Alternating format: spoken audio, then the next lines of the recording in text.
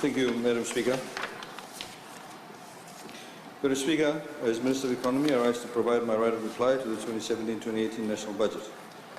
I'd like to firstly, Madam Speaker, thank the Permanent Secretary of Economy and her team for their dedication in putting and helping and working together with government to put this budget together. Madam Speaker, just a matter of interest.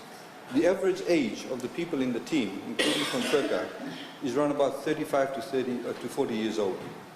These are very smart, dedicated, young people who are very patriotic about their country and actually have come with new ideas that actually is helping fit in with government's policy.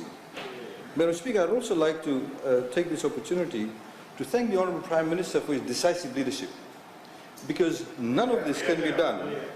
None of this, Madam Speaker, the 8 years of unprecedented growth rate, now projected to be 10 years of unprecedented growth rate, would not be possible without a decisive leadership, without a leadership that is strong and committed to principles and do not compromise. He does not compromise in the face of political expediency as the other side does, Madam Speaker. Madam Speaker, it is obvious that those on the opposite side have miserably failed to provide constructive comments and have resorted to scraping the bottom of the barrel to find fault lines in the budget. Their rebuttal lacks vision, constructive alternatives, and is clouded with rhetoric. The only thing that was consistent and common amongst the opposition, Madam Speaker, was their own contradictions and inconsistencies. Some even contradicted themselves while speaking in the same speech, while many on the other side contradicted each other. No coherence, Madam Speaker. Each playing their own tune, facts distorted, laughable and embarrassing statements. In fact, Madam Speaker, at one stage I was commenting to the Honourable Prime Minister, it's a bit embarrassing for me to actually stand up and retort to every single comment that they have made. It would take me 4 hours to actually get back to all of them with the factual inaccuracies. There was obviously, Madam Speaker, just a sheer lack of understanding on basic economics and finance and commercial realities. Madam Speaker, many even were in disbelief and astonished on the quality of the opposition we have in this Parliament. Many people said this to us outside in the past couple of days. Madam Speaker, let me very quickly highlight some of these inconsistencies the opposition alluded to. On one hand, they have accused this to be an election budget, and on the other hand, they themselves are promising this moon and the sky and the sun if they come to power. Madam Speaker, just the same old divisive, narrow-minded and short-sighted agenda. Some have even resorted to playing racial politics out of utter desperation to be on this side of the House come next year, Madam Speaker. The Honourable Shadow Minister of Economy even went on to great length talking about the goodies the Sodelpa government will offer if they came to power. Let alone being in government, Madam Speaker, I question whether the Honourable Member would be in Parliament next year at all, Madam Speaker. Madam Speaker, each opposition member seems to have their own estimates of unemployment numbers, and they completely disregarded official employment statistics. Honourable Leader of Opposition went on to say 46% of our population is unemployed. Other honourable members from the opposition plucked numbers like 50%, 60% out of thin air, completely ignoring those who are self-employed, our entrepreneurs, and those who drive this economy, Madam Speaker, or actually checking the figures with the Ministry of Labour or the Fijian Bureau of Statistics. These numbers are grossly overstated, nowhere close to the 6.9% official unemployment statistics as the Honourable Minister highlighted earlier on. Madam Speaker, then again, on one hand, some opposition members claim the police budget is so high or too high, and then others say the Fiji police needs more resources. They need to make up their mind, Madam Speaker, and probably talk to each other and not embarrass themselves. They also try and imply that spending on police, military and correction is unproductive. Don't we need law and order, Madam Speaker? Don't we need the police out on the streets to create confidence amongst our citizens, confidence amongst our businesses? Don't we need the military engineers to build infrastructure in Rotuma, in Lau and various other remote parts of Fiji? Don't we need the assistance that Honourable Maharaj highlighted very categorically about they are the first ones who actually assist us whenever we have trouble, natural disasters? Don't we need the correction services to reduce the rate of recidivism that they were complaining about? Don't we need the yellow ribbon program? And they're also saying there's a large proportion of the total expenditure goes to these three disciplined forces. In fact, Madam Speaker, if they actually check the figures, the budget of these three agencies as a proportion of total expenditure declined from 7.4% to 6.5% in this budget.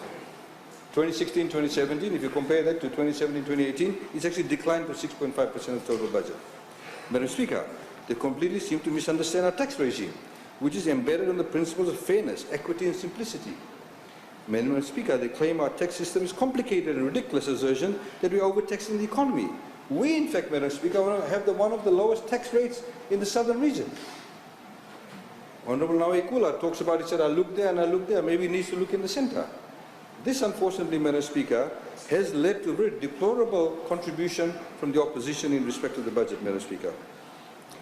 The Shadow Minister boldly claims that only $10 million is allocated for civil service job evaluation exercise. But, Madam Speaker, if he read the estimates properly, he would have known that in Segs 1 and 2, we have actually budgeted almost an additional $150 million for the civil service pay rise. They also stated in Parliament that the tax amnesty should be time-bound. Madam Speaker, it is. Page 89 of the budget supplement explicitly states that the amnesty will end on 31 December 2017, this year. They should read these documents, Madam Speaker, before making such ludicrous assertions. They said, oh, we're trying to help some group of people here. If they look at it, it's for actually businesses and those people who earn less than $1.5 million to help them be tax compliant. But it also, Madam Speaker, we're trying to get those people who have the assets offshore, given them amnesty to ensure that they actually declare the assets. Last time we did this, we discovered there's over $500 million worth of assets offshore. Those people are now paying taxes on those assets. Madam Speaker, they go on about R. On one hand, they talk about we need more accountability. What does R do? I feel like I'm in deja vu. Honourable members may recall we had the same argument about 2 budgets ago. They complain about R. The problem is they're personalizing matters. And I'll discuss that later on. Madam Speaker, the whole point of having R is so that the Ministry of Economy ensures that the money is spent actually properly and making sure that the money is spent in the right place. It's the Permanent Secretary for Economy and her team through the budget division that actually assesses that. It's not like I sit there and say, oh, let's have all this money, it's mine. Nobody does that. They don't know how the system works. It's nothing new. Absolutely, Madam Speaker. It is nothing new. All ministers for economies have had that. Madam Speaker, if they are doing, this is just a snapshot of what they've been saying. My advice to the ordinary Fijians, please don't listen to these people. Not just now, but outside Parliament too. Don't listen to them next year or the year after that, Madam Speaker. If they have the audacity to make such wild assertions with the figures in front of them, God knows what else they will do, Madam Speaker. Madam Speaker, Madam Speaker, they talked about minimum wages. It was only the Baini Marama government that introduced minimum wages, Madam Speaker. No other government has introduced minimum wages. There were 10 sectoral wages, but there is no minimum wages for unskilled people. And Madam Speaker, today the Honourable Prasad refused to comment on how much an hour he is offering for minimum wage. He is on record outside Parliament for saying $5 an hour, Madam Speaker. When we pushed him to say what would be the rate, he did not say anything. He did not say, now he's saying he's maintaining that, Madam Speaker. My point is, Madam Speaker, this is so unrealistic. The Honourable Minister for Labour, Madam Speaker, has already stated the reasons as to why a $5 minimum wage increase will be catastrophic. There's 130,000 Fijians who are self-employed. The person who's selling coconuts by the roadside, Madam Speaker, that $5 minimum wage is not going to affect him or her. It won't affect them. 130,000 people, Madam Speaker, earn their living that way. Some of them are mechanics, self-employed. How will they give themselves a $5 pay rise an hour? It won't. But if everybody else around them is getting that, the cost of that increase will be passed on to these people. So what the Honourable Minister has highlighted, widespread public consultations have taken place.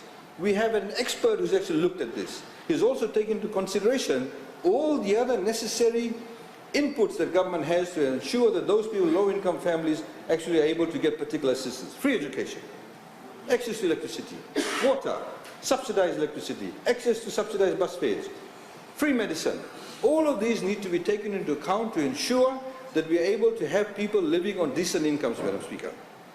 Madam Speaker, the Honourable Prasad makes light of the Honourable Prime Minister's efforts at the global level in respect of climate change, saying he travels around the world but there are things to do at home.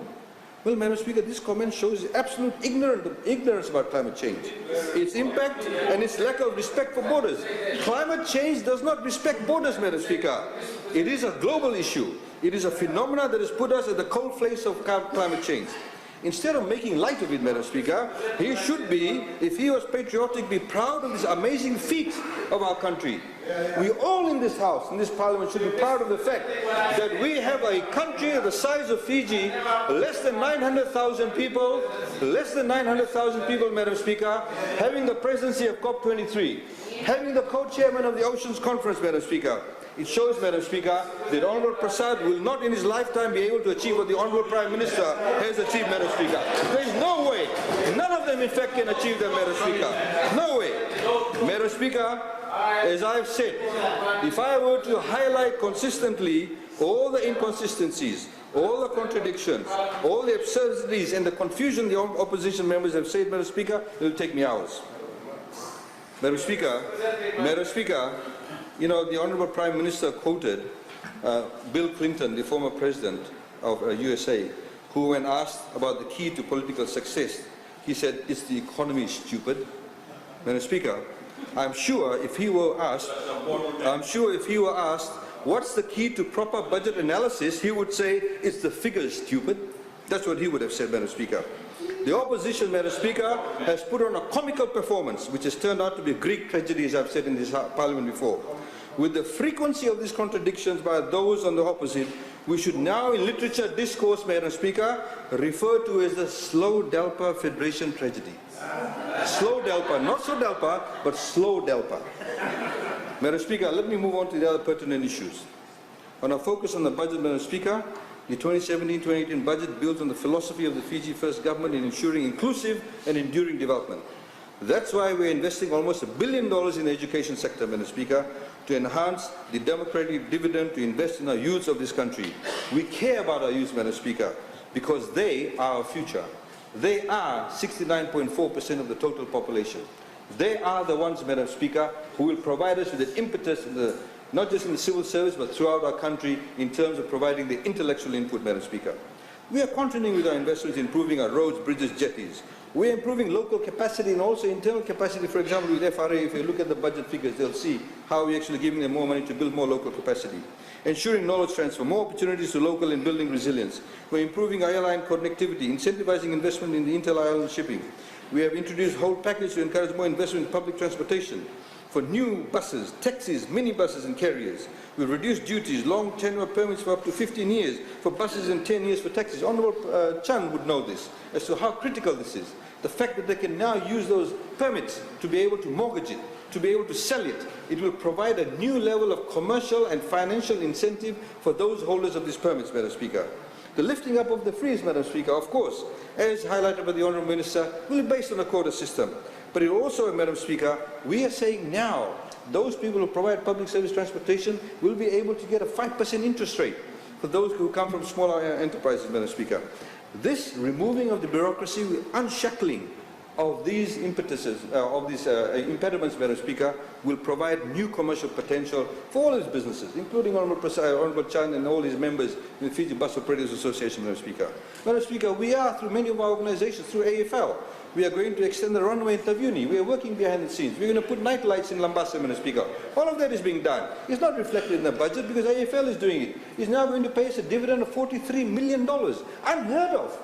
Unheard of in Fijian history that a state-owned enterprise is going to pay us $43 million in dividend, Madam Speaker.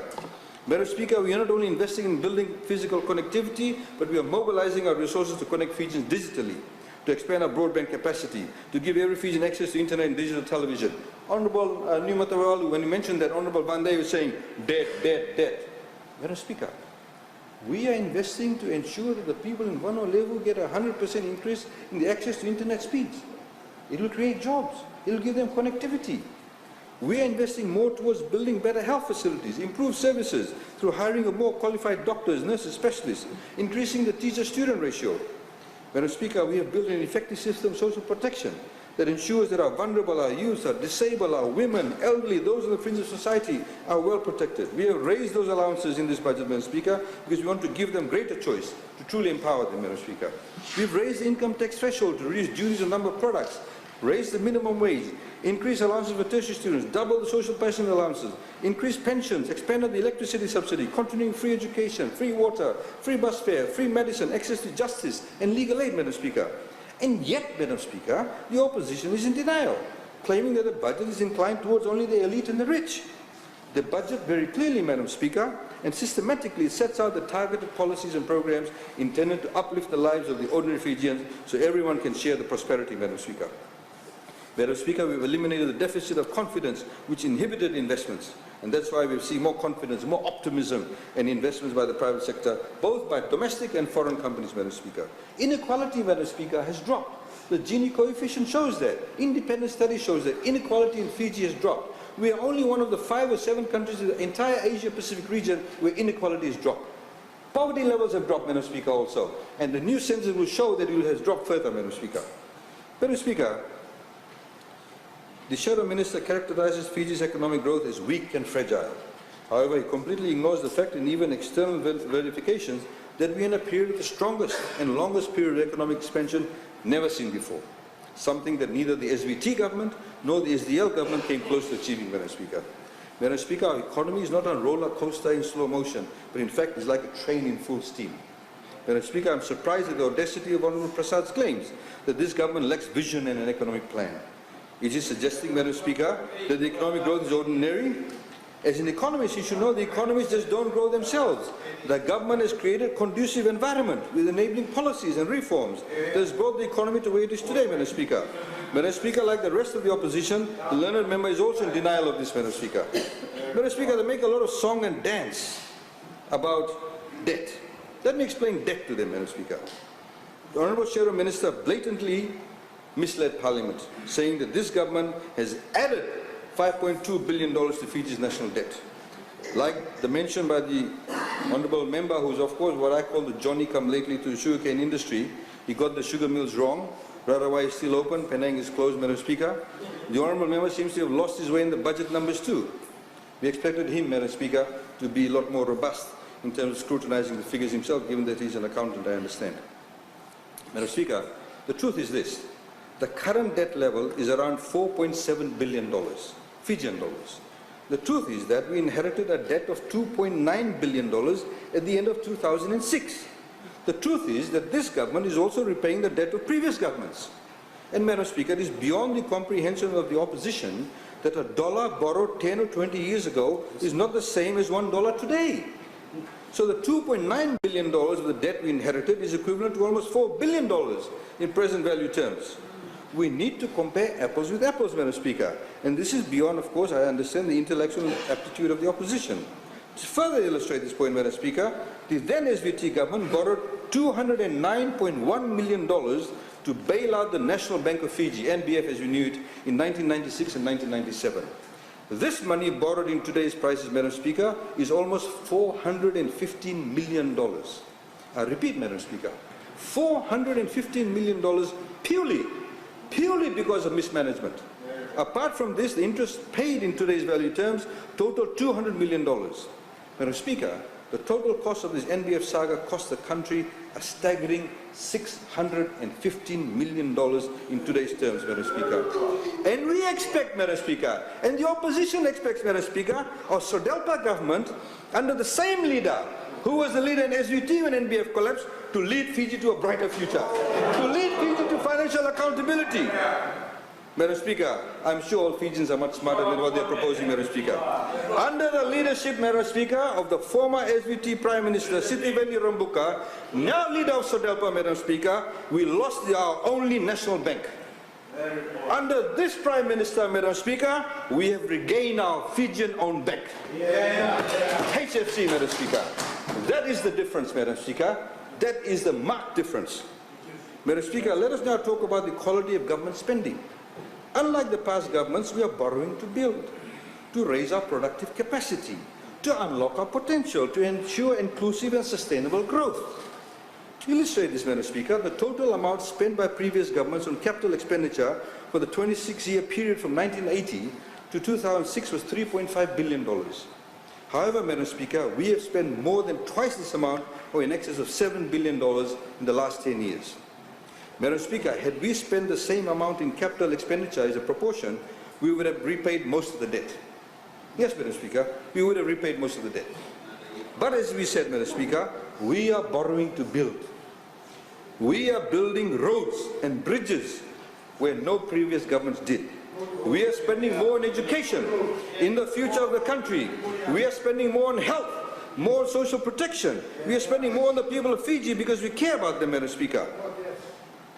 You see, Madam Speaker, how absolutely stupid is that comment? Numberwala to Draketi Road is now built. Will they have to go and rebuild a Numberwala to Draketi Road? No. When they talk about the future, we are building for the future. Was there a road in Buddha Bay? Was there a road, Tahsil Road in Valley Road? Was there a bridge and a road in Moto in Ba? There are more Fijians connected to electricity. The Honourable Leader of Opposition complained yesterday. Why aren't these villages in Wainimbuka got electricity? Why didn't her government do it? Why didn't they do it? The expenditure spent they had was only about 14 or 15% in capital. 85% they spend every year in just living up their government lives. Madam Speaker, we spend 59% on operating expenditure, Madam Speaker, 41% on capital. No other government has done that. No other government has done that. Madam Speaker, Honourable Prasad highlights in isolation the debt servicing of government and is trying to imply it's high. However, he fails to point out, Madam Speaker, that government borrowings are channeled towards funding infrastructure related projects which has the highest internal rate of return, in most cases 10 to 12%.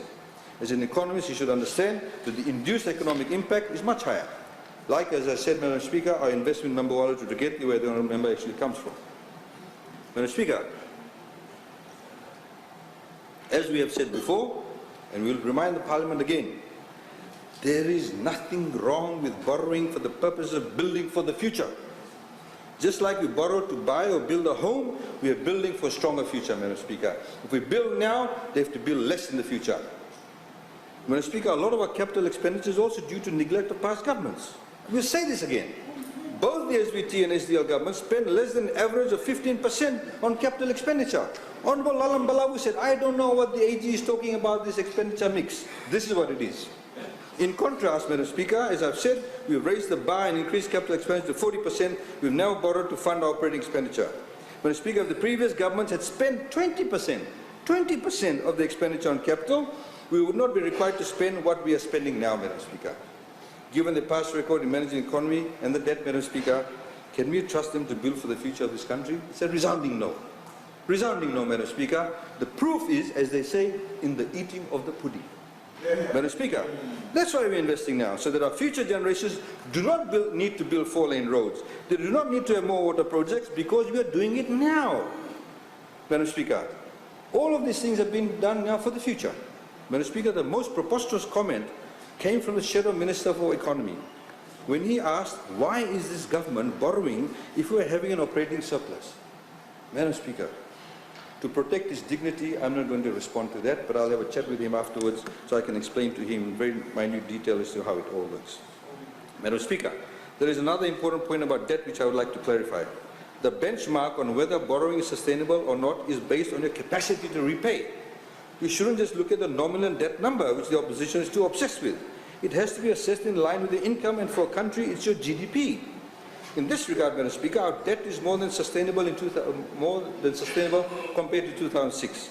It is expected to be around 45.8% of GDP at the end of this fiscal year and projected 47.5% of GDP at the end of 2017-2018 fiscal year. This compares with a high of 53.7% in 1997 under the SVT government and 53.3% during the reign of the SDL government, Madam Speaker. Madam Speaker, the Honourable Shadow Minister also talked about the high interest rate on governments borrowing by selectively choosing one external debt. Let me highlight some key facts on cost of borrowing. The SVT government borrowed 15-year bond in the domestic market at the end in 1997 at 8.14%. The SDL government borrowed 15-year bonds in the domestic market in November 2006 at 11%. And the Fiji First government, Madam Speaker, is currently borrowing 15-year bond in the domestic market at 6.5%. Madam Speaker, Honourable Saote Randrondo also highlighted, who unfortunately she is not here, about our contingent liability position. In fact, Madam Speaker, the overall explicit contingent liability position of the government has declined, as highlighted in the last sitting. In 2006, it stood at $688.9 million. Today, it is $554.9 million as at April 2017, Madam Speaker. The Honourable Shadow Minister, Madam Speaker, also buys in this false claim that the build-up in liquidity is a sign of a weak economy. Madam Speaker, the truth is there has been a general downward trend in liquidity for the past 5 years. The recent build-up in liquidity, Madam Speaker, is due to the substantial increase in foreign reserves, which stood at a record $2.3 billion. In 2006, Madam Speaker, the foreign reserves is little over $500 million. Today it's $2.3 billion. Unfortunately, Madam Speaker, the Shadow Minister and his advisors need to be educated what influences liquidity in the banking system. Private sector lending as at the end of May 2017 accelerated by 14.1% on an annual basis. This is further validated by the data on outstanding commercial bank loans, which increased from $1.9 billion at the end of 2006 to $6.5 billion, which is currently the figure. It's almost, Madam Speaker, gone up fivefold. To further substantiate this, new loans in 2006 was $768 million. This has now exponentially grown to $2.5 billion last year, Madam Speaker. It is, Madam Speaker, a clear sign that the economy is growing. It is also a clear sign, Madam Speaker, there is enormous confidence and optimism in the economy, Madam Speaker, and the fundamentals of the economy and the fundamentals of the policy, Madam Speaker. No amount of facts, Madam Speaker, will convince the other side on the true state of the economy. All this data, Madam Speaker, is publicly available, but the Shadow Minister and the other opposition members blatantly choose to ignore this. Madam Speaker, obviously there doesn't seem to be much change in the input from the former Shadow Minister and now the current Shadow Minister, Madam Speaker. The analysis is flawed, it's deliberate, or whether it's deliberate or just lack of basic understanding, Madam Speaker, I'm not sure. Whether it's complete incompetency, I'm not sure, Madam Speaker, but whatever it is not correct.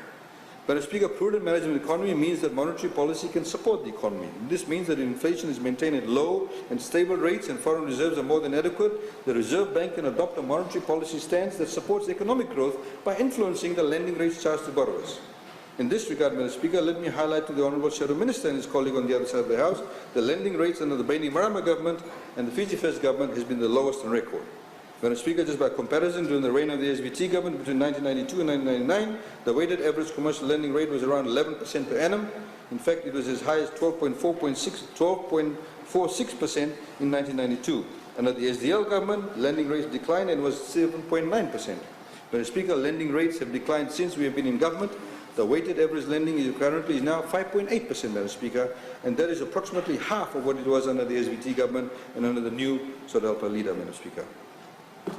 Madam Speaker, I invite the members of the opposition to please check these figures. They're all available all over the place. Madam Speaker, the retirement age, Madam Speaker, was reduced to 55 in 1987 when the first coup was carried out. The then government, through a decree, reduced the retirement age from 60 to 55. Then, Madam Speaker, in the interim Garasi government, it was then increased to 60.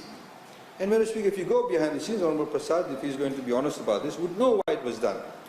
It was to get rid of people at that point in time, post-87, and of course in the SDL government time, to keep people in who were actually supporting them, Madam Speaker. Madam Speaker, the Bainimarama government, Madam Speaker, in fact reduced the retirement age to 55 because we are purely concerned about giving jobs to our youth.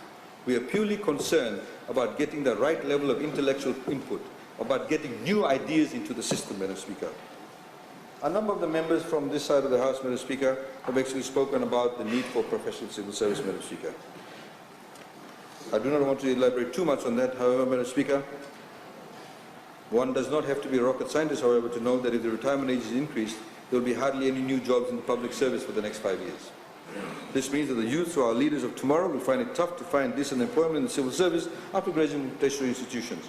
Madam Speaker, the opposition has found a very creative way to create unemployment amongst our youth. Do they even care about them? Or is this simply political posturing, Madam Speaker? Madam Speaker, competent civil servants actually welcome the reforms in the civil service, Madam Speaker. Permanent employment, as advocated by the opposition, breeds on productivity. Honourable Sudhakar spoke quite eloquently about that. Why should we shortchange the Fijian public? In the private sector, nobody gets a job for life. 3-year contracts, 4-year contracts at the max. They all get loans, unlike the representation they make. Everybody gets loans. You're going to talk to all the banks. Banks have already issued statements. This is all smokescreen stuff. All smokescreen.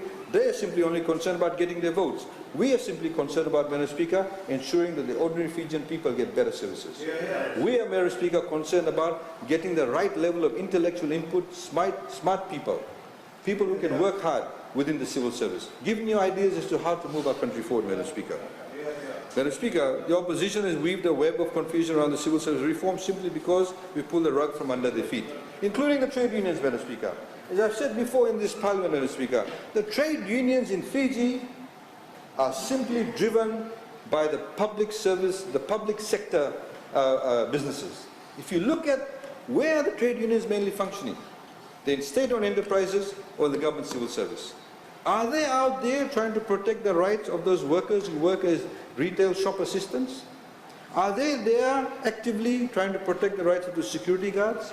Are they there on the construction sites to see if those people are getting paid right wages? Ministry of Labour is doing that. But if they are concerned about that, is the opposition talking about those people? They are not.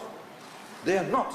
Because, Madam Speaker, in Fiji, unfortunately, the culture of trade unionism has become a small cabal of people who simply depend on dues paid by union members so they can continue with a particular lifestyle of theirs, under the guise of representing ordinary workers. They are the ones who are talking about $4 an hour. Do they care about the people who sell coconuts, cocoa, vegetables on the roadside? Do they care about the single employed, self-employed Fijians? They don't. They don't, Madam Speaker. Including the opposition, they don't. That, Madam Speaker, unfortunately, is the conundrum that they are in, Madam Speaker. We were expecting that this budget debate would be actually about the budget. They started electioneering. They started electioneering. So that has meant that the quality of contribution by them has actually been quite abysmal, Madam Speaker. Madam Speaker, we have, Madam Speaker, had Honourable Prem Singh saying if the bus companies can get a 15-year taxi per RSL, if the taxi drivers can get a 10-year taxi permit, why can't the civil service get that? I mean, to buy a bus costs $300,000. To buy a taxi costs $50,000, $60,000. When you get a civil service job, do you pay $300,000? No, you don't. No, you don't. You provide a particular service. It's to protect the investment. What a preposterous analogy. What a preposterous analogy, Madam Speaker. This is the quality of input that we are getting from the opposition, Madam Speaker. Madam Speaker, the Fiji First government is bold to undertake this reform. It is the opposition who are trying to lure civil servants with permanent employment, clearly electioneering, Madam Speaker. Madam Speaker, I do not want to go too much into depth because my time is running out, but Madam Speaker, I also want to highlight that no civil servant is worse off through this particular exercise. And Madam Speaker, they're only talking about pay rises. They're not talking about some of those nurses who've got about over 70% pay rise, about the other doctors. They are not talking about the level of technology that is now available to civil servants in their day-to-day jobs. They are not talking about the fact that we are building infrastructure to improve. The infrastructure that they operate from has improved. They are not talking about the fact that civil servants, the vehicles that they are driving now has actually improved. They're using new technology. They're getting new training. They're getting exposure and going overseas. They're not talking about any of that. They're not talking about it. Nonsense. Nonsense, Madam Speaker. It is absolute nonsense. Because the level of training, if they dare to even find out exactly what is happening, they would know. Madam Speaker, that, Madam Speaker, is a fact. They're saying that there's only 1 year tenure. This is absolute nonsense. Those people, Madam Speaker, who reach the age of 55, there's a provision in the regulations. If they have a particular skill set, their contracts can be renewed for a year. We need succession planning. In some cases, Madam Speaker, when succession planning has not been there, their contracts have actually been renewed for a longer period after the end of the year. And they also, Madam Speaker, the Honourable Rondondro made a comment saying the reason why Honourable Wuni Wanga has longer queues because of the pensions is because the civil servants are retiring early. What a preposterous statement. The pension that we give, Madam Speaker, through the Ministry of Social Welfare are for those Fijians who don't have FNPF. There are many villages living in maritime areas, many villages living in Vitilevu, Vanualevu, farmers who've never had FNPF. They have no form of social security. This is the government that's introduced it. They have been now given $100, Madam Speaker, a month. These are the people, Madam Speaker, who need the assistance. Not those people who have FNPF. You see, they don't understand what they're talking about. Either they're deliberately misleading the public of Fiji, or they have absolutely no will to go into the depths of the budget, Madam Speaker. Madam Speaker, Honourable Wuni Wanga very eloquently stated what Honourable Randondo talked about, how women's budget is, not reflective of what women are doing, and our Honourable Prime Minister has made a commitment to women's rights and women's empowerment, etc. But she's saying that it's all hollow simply because the Minister of Women is getting $4 million. What a preposterous issue, Madam Speaker. All I would ask her to do is, please ask your leader outside of Parliament what sort of commitment he had to women's issues. Ask him. What sort of commitment he had to women's issues? If you knew what I'm saying, think about it. If you know what I'm saying, think about it. Look at the budget allocation. Madam Speaker, you see, this is the kind of ludicrous analogy that these people are making. Absolutely no understanding, Madam Speaker. No understanding. Madam Speaker, in empowering the people of Fiji, in empowering the Fijian people, Madam Speaker, it's not only, Madam Speaker, about the budget itself. It's about the enabling laws. The Domestic Violence Act, Madam Speaker, it was relishing, it was up on the shelf when we came in. The Fiji Law Reform Commission made a domestic violence bill. It was up on the shelf gathering dust. We picked it up, dusted it, tweaked it, and actually implemented it. The penal code, Madam Speaker, was changed. We are revamping other human rights and anti-discrimination laws, Madam Speaker. International Convention in relation to international sale of goods, electronic transactions, treaties to protect our environment. We're going to have a Doha agreement being presented as the Honourable Minister, the Honourable Deputy Whip has presented. Also brings me, Madam Speaker, to the ILO Convention. Also brings me to ILO Convention that they always go on about. Honourable Nawaikula talked about terra nullius. Terra nullius, Madam Speaker, was applicable, Madam Speaker, to Australia. When the white settlers came to Australia, Madam Speaker, they said it was terra nullius. That means the land belongs to nobody. We can take whatever we want. Every Sunday in Tasmania after church, they went shooting Aborigines. The last Aboriginal Tasmanian that was left was Truganini. Read your history. You want to talk about indigenous right? Know your history. Know the law. You know nothing. You know nothing. Fiji is one of the very few places in the world, Madam Speaker, where you have a settler community where 91% of the land is actually owned by the indigenous people. And it is protected in the Constitution. They cite New Zealand. Let me tell you, Maoris own only 5.6% of the total land area in New Zealand. That's why they're getting compensation. You don't understand what you're talking about. You don't understand the law. You don't understand international convention. This is the preposterous proposition. Honourable Lalam Balawu talks about the GCC. It was by way of a regulation put in by the British. That is the fact. That is the fact. Don't shake your head, Honourable Nawaikula. That is the fact. You see, Madam Speaker, they are on extremely weak ground. The opposition, Madam Speaker, is playing cheap politics, Madam Speaker. Is playing cheap politics. They ratified it, Rambuka government ratified it just for the political gain. You know that. Come on. Don't be ridiculous. Madam Speaker, the Honourable Leader of Opposition, Madam Speaker, was Minister for Education. Last year we heard, Madam Speaker, they said, when we come into government, we will actually get rid of TELS, everybody will give free education in university.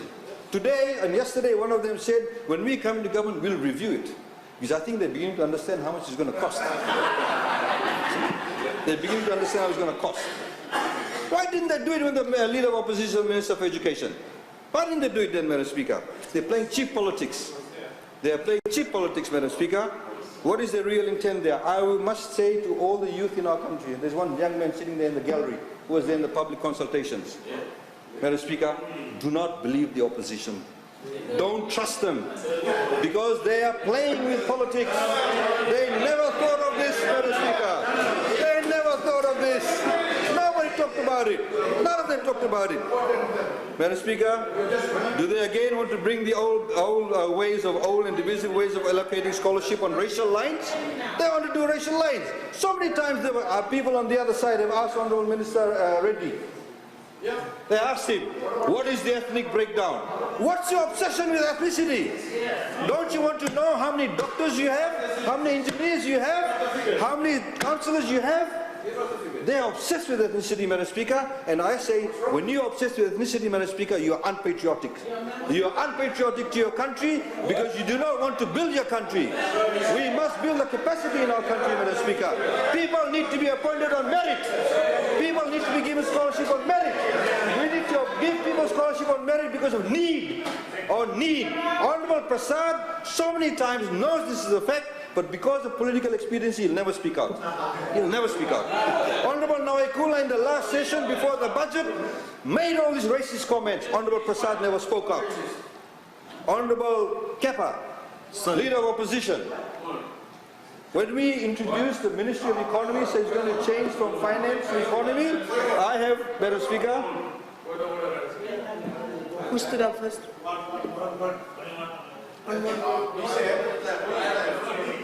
I made racist statement. I want him to withdraw that. I didn't do that. I did not make any racist statement here. I'm not able to make a ruling on that until I see the SAR report. I'm asking him to withdraw that. Because I didn't. I did not. You did. You did. Madam Speaker. To make a ruling until I see the Hansard report. Madam Speaker, on point of order, I think the Attorney General has imputed that I have No guts. not opposed racism. Madam Speaker, I represent a party which has a history of fighting against racism in this country, including the colonial racism. And it's not Order. it's not Point correct for the order. Point of order. Excuse me. Point of order is not on the content of the speech. It is on the rules and procedures of the House. Your point of order does not qualify under point of order process. Thank you, Madam Speaker. Madam Speaker, the point is this. We must appraise this budget in a holistic and a fair-sided manner in these programs. Madam Speaker, more importantly, when we look at these programs, we need to understand how it would pan out in terms of sustainability on our overall public finances. Of course, Madam Speaker, we want TELS to be the scheme to be self-subsisting. We want it to be self-subsisting. We want more people to benefit. No eligible Fijians should be left out under our current scheme, Madam Speaker. That's why, Madam Speaker, we made it more flexible. No need for guarantors. Year 12 students can now also join the scheme for eligible courses at FNU. Increase allowances to ensure these tertiary students have the appropriate resources. We are giving more flexibility to change or repeat courses, Madam Speaker. But they need to pay back, Madam Speaker. They need to pay back because it brings about responsibility. And as we've said time and time again, Madam Speaker, when you only start paying when you start earning. And the interest rate, Madam Speaker, maximum is 2%. Low-income family students don't pay any interest rate, Madam Speaker. Overall, any economist will tell you that the level of your debt exposure will actually decrease. Because the dollar, Madam Speaker, of course, what you have to pay back will have a more buying power. So, Madam Speaker, the reality is this. Madam Speaker, the reality is this. The Honourable Randrondo, I think, mentioned that now that the debt collection will be done by the Fijian Revenue and Customs Services, are they going to now suddenly hound these people? HEX, which is the equivalent of TELS in Australia, is collected by the Australian Taxation Office. It just makes sense, Madam Speaker, that when you are earning, you pay PAYE. Now, of course, the income tax threshold has gone to $30,000. You have a TIN number, you have your employer, and you'll get deducted from there. It's very simple. Makes revenue collection a lot more simple. People are held a lot more accountable, Madam Speaker. Madam Speaker, the NFP, Madam Speaker, has social amnesia. They are very selective in the way that they show their figures, Madam Speaker. Let me just highlight to you, Madam Speaker. I've got the figures, this is from RBF.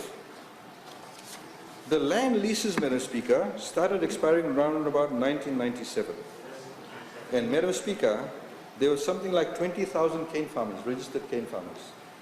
Then, Madam Speaker, by 2006, there were 16,000 cane farmers. There's a direct correlation between the non-renewal of leases and the number of farmers. Madam Speaker, Honourable Prem Singh says that when they come into government, God forbid, that Madam Speaker, that they will bring the Sugarcane Growers Council elections back. The Sugarcane Growers Council was still holding elections from 1997 to 2006. What did they do to stop the number of farmers leaving the cane fields? What did they do to stop the non-renewal of leases? What did they do to stop to Honourable Nawaikula and Garikau at that time? What did they do? Zero. Cebu, Madam Speaker, through the Minister of Agriculture, has ensured a renewal of leases. We pay nearly $8-9 million a year, Madam Speaker, to pay directly to the landowners another 4% on UCV. We are doing that, Madam Speaker. But, Madam Speaker, the fact is they don't want to highlight those facts. No other farming sector in Fiji has those kind of elections. The Dalo farmers don't, the Yangona farmers don't. None of them do. Why is it only that they're saying that only the sugarcane growers at council elections, only then the sugarcane industry will thrive? It's politics, Madam Speaker. Everybody knows, Madam Speaker, the National Farmers Union is the proxy for Fiji Labour Party. Everybody knows the Fiji Cane Growers Association is the proxy for NFP. They go around with their flags, come election time, fight each other. Then they go and sit in the council, and then when that one overseas trip comes along, they say, hey, he's a Labour guy, he shouldn't go. NFP guy, he shouldn't go. Might as all of us, 36 of us go. That's what they did. That's what they did once. All 36 went overseas. Whose money? Whose money? Farmers' money.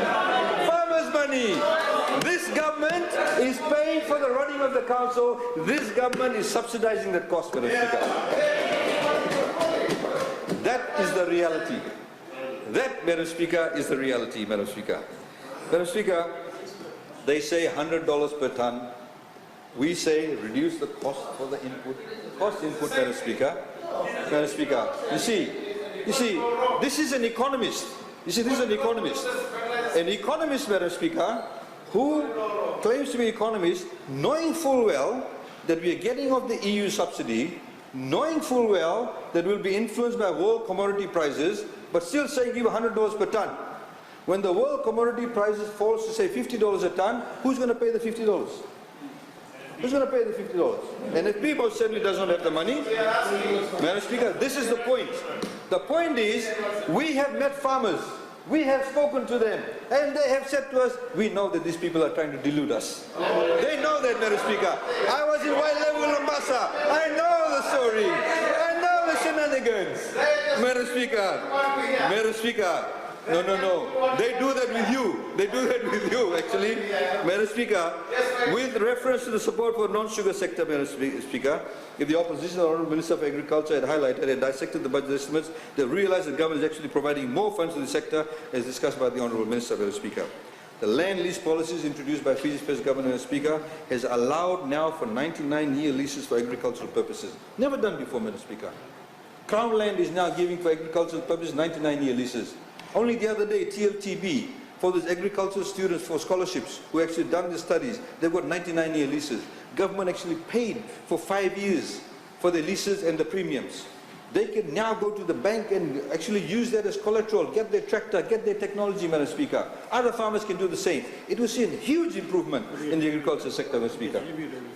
And it gets reviewed, rental review. According to the Constitution now, Madam Speaker, landowners must be paid the market value, not the tie-in of ALTA, the 5% or 6% UCV, Madam Speaker. Madam Speaker, as we highlighted, the crop insurance for agriculture, including non-sugar activities, Dalo, Yangona, rice, vegetables, Madam Speaker. Madam Speaker, they do not pick up on this. I thought Honourable Vande would do this, seeing that he's from Lomaiviti. They're also parochial in their assessments. We have zero-rated VAT on the supply of fish to PEFCO, Madam Speaker.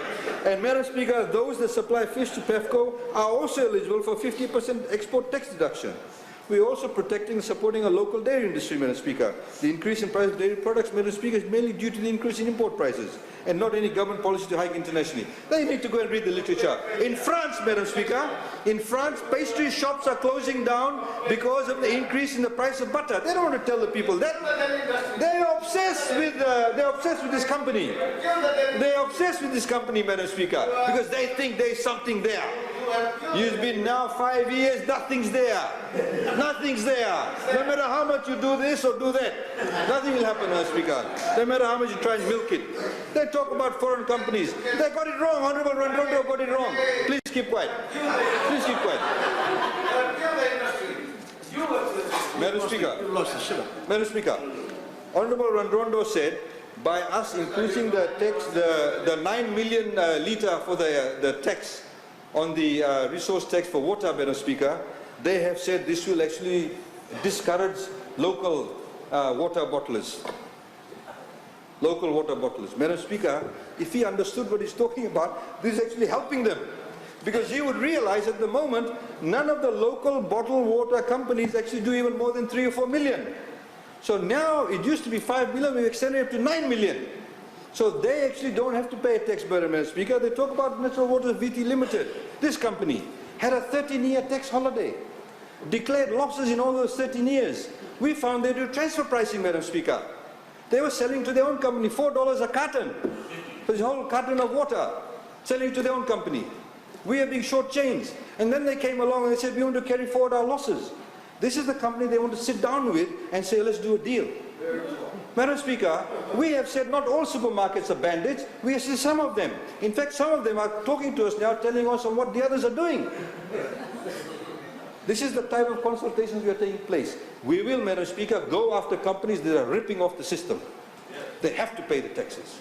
We want them to make money, Madam Speaker, but do it fairly and squarely, Madam Speaker. And Madam Speaker, again, this whole 15 items, they know they've increased the 15 items. They initially saying those 6 items, VAT exempt. Now they're saying 15 when we actually put out in the public space, it's not going to make a difference. Madam Speaker, that's the point. The point is, we'll reduce the cost of living by removing VAT, Madam Speaker, and you will see, Madam Speaker, Honourable Members of Parliament, please. Madam Speaker, you will see an exponential change when now the Commerce Commission is now empowered to go to those 5 or 6 companies that are the sole agents for importing a lot of the food in Fiji. And we are going to ensure that the pricing that they do is not ripping off the retailers, which is then passed on to the consumers, Madam Speaker. Madam Speaker, given the contribution of the opposition is full of half-truths, we need to tell the people of Fiji to be careful of these obfuscated issues simply to get votes, Madam Speaker. If they're doing this in Parliament, imagine what they will do when they're outside Parliament, Madam Speaker. Madam Speaker, I want to say this, fair and square.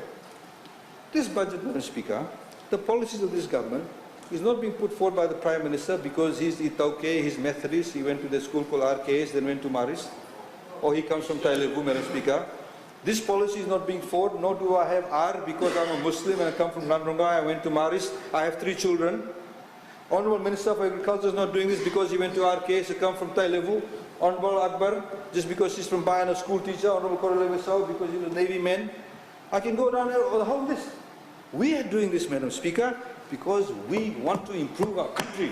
We want to ensure that we empower the Fijian people, the ordinary people, release the productive capacity. These people, Madam Speaker, unfortunately, Madam Speaker, boil down, Madam Speaker, whenever they lose the plot, they go into ethnicity, Madam Speaker. They go into ethnicity. They personalize issues, Madam Speaker. They personalize issue. Unfortunately, the NFP does not stand up to that either. He calls about what NFP did previously. What are they doing now? That's the question. What are they doing now?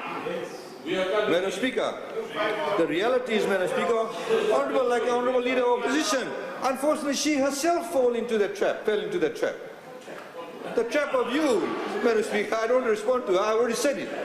When Minister of Economy started, she lists a list of all these Muslim countries and these other people. That's why I'm saying Minister of Economy, Minister of Finance should be called Minister of Economy. Shameful. Shameful. Shameful, Madam Speaker. The reality is this, Madam Speaker, under the Bainimarama government and the Fiji First government, every single citizen of this country has been treated equally. Every citizen of this country's needs have been addressed. We are not, as somebody said, we cannot fulfill everybody's 100% requirements, but we're making sure, darn sure, we're actually working towards that. We're ensuring that the future of our people's capacity is protected. Madam Speaker, I just want to highlight, just remember, Mauritius. They all talk about Mauritius. Mauritius, Madam Speaker, the debt to GDP ratio, Madam Speaker, is 62.7%. The overall debt exposure is $6 billion US. Our debt to the GDP ratio is 46.2 billion, $2 billion US, Madam Speaker. But then they say we are a failed economy. We're going to face crisis. Mauritius, Madam Speaker, they're not saying that. PNG, Madam Speaker, $6 billion, Madam Speaker. 33.5%, $6 billion exposure. Madam Speaker, the reality is this, that debt to GDP ratio means that GDP obviously is higher. Madam Speaker, unfortunately, this is the problem. There's no understanding of it. So, Madam Speaker, the point is, we want, soon, not yet, 20 minutes. Madam Speaker, We will not be distracted by cheap political shots by the opposition, Madam Speaker. We have a vision for this country under a very strong leadership under the Prime Minister Vorenga Benimarau, Madam Speaker. Madam Speaker, we have a leadership with spine.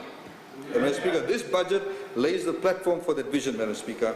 In contrast, Madam Speaker, the contribution by the opposition is full of hot air, lacks substance, and likened to pie in the sky stuff, Madam Speaker. The Fiji First Government, Madam Speaker, has already delivered 4 budgets, and this is our 5th budget. There has been overwhelming positive support for our budget. Some opposition members have already in private conceded that this is the mother of all budgets. However, Madam Speaker,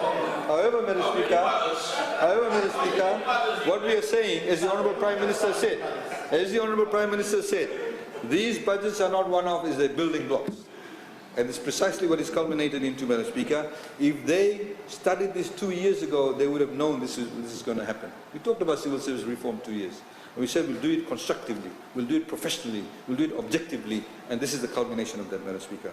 Madam Speaker, the Fijian economy is forecast to grow for 8 consecutive years, and this budget is expected to further boost business confidence, increase investments, and provide the right impetus for higher growth. More inclusive and sustainable, more jobs for our people and our younger people in high incomes. But the opposition, Madam Speaker, unfortunately is in complete denial. But Madam Speaker, we look forward to more constructive debate on the budget from the Shadow Minister and the opposition bench when our budget is next presented, and of course they'll be sitting on the other side, Madam Speaker. And we look forward to the detailed submissions, Madam Speaker, and therefore once again I commend this budget to Parliament. Thank you.